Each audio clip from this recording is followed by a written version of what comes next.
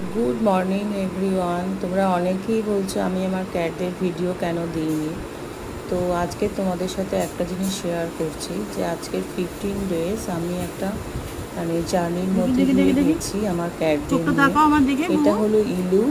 এর আজকে 15 দিন আগে চোখে এরকম, 15 দিন না 20 দিন আগে ওর চোখে একটা এরকম হয়েছিল এবং হালকা হালকা ব্লাডের মতন কীরকম আসছে। অ্যাকচুয়ালি ওদের চোখ থেকে যে ডিসচার্জটা হয় ঠিক সেই রকম ছিল না। তো আমি তখন ভিডিও করে স্যারকে পাঠাই।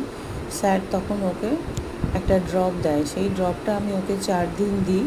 তারপর ওর চোখটা ঠিক হয়ে যায়, কিন্তু হঠাৎ দেখি ওর কীরকম লেথার্জি টাইপ হচ্ছে। আর পাশে আরও বন্ধুবান্ধব যে আরও বিড়ালরা আছে তাদের সাথে যে ফ্রেন্ডলি ভাবটা ছিল সেটা বন্ধ হয়ে গিয়ে ও কিরকম খিটখিটে মতন হয়ে যায়। তারপর ওর জ্বর আসে। তখন আমি ডক্টরের কাছে নিয়ে যাই। ডক্টর ওকে ব্লাড টেস্ট করা, ওর সিবিসি টেস্ট হয় আর ওর কিছু ভাইরাস টেস্ট হয়।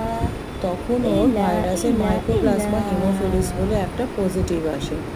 তো এই ভাইরাস আসার পর থেকে ওকে স্যার অ্যান্টিবায়োটিক দেয়।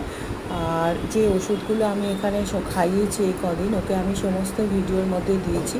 এবার প্রপার ডোজগুলো তো আমি বলতে পারবো না, কারণ ওর যেমন 6 কেজি ওজন, তো ওর ওয়েট অনুযায়ী দেওয়া হয়েছে।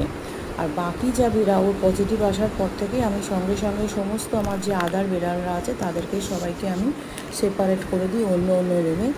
এই 10 দিন ওরা কেউ কারোর কাছে আসেনি।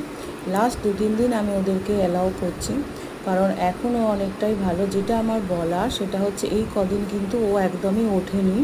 ওকে আমি ও যেখানে থেকেছে আমি সেখানে ওর খাবার নিয়ে গিয়ে ওকে দিয়েছি, ও খেয়েছে। ইভেন ওর উঠে এসে খাবার ক্ষমতা ছিল না। স্টিল ওর পায়ে ভীষণ ব্যথা হয়েছে, কারণ ওর প্লেটলেটটা ভীষণ কমে গেছে।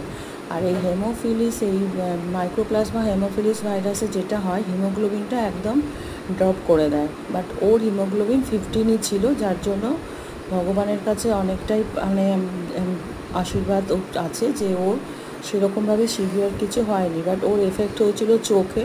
এবার অনেক ক্যাটদের বা অনেক ডগদের এইটা অ্যাটাক করলে কি হয়, তারা ব্লাইন্ড পর্যন্ত হয়ে যায়। বাট ওকে প্রপার আমি টাইমেই ডক্টর দেখিয়েছি বা ডায়াগনোসিসের ফলে ও ধরা পড়েছে, এবং বাকি আমার ক্যাটরাও এখন সবাই খুব ভালো আছে। আর কী ওষুধ কী ড্রপ ব্যবহার করছি সেগুলো আমি সবই দেখিয়েছি ভিডিওর মধ্যে। তো তোমাদের সবাইকেই এটা বলছি, যারা তোমরা ক্যাটদেরকে বাড়িতে পুষছো তারা সবাই এটার ব্যাপারে কনসাস থেকো। একটু চোখে কিছু হলে বা জ্বর আসলে একটু খেয়াল দেবে, আদার বিড়ালদের আলাদা করে দেবে। তবে এই কদিন আমি আমার অন্য বিড়ালদেরকেও কিছু ওষুধ কিন্তু দিয়েছি ইমিউনিটির জন্য। এখন এরা সবাই খুব ভালো আছে, কারোর কোনো অসুবিধা নেই।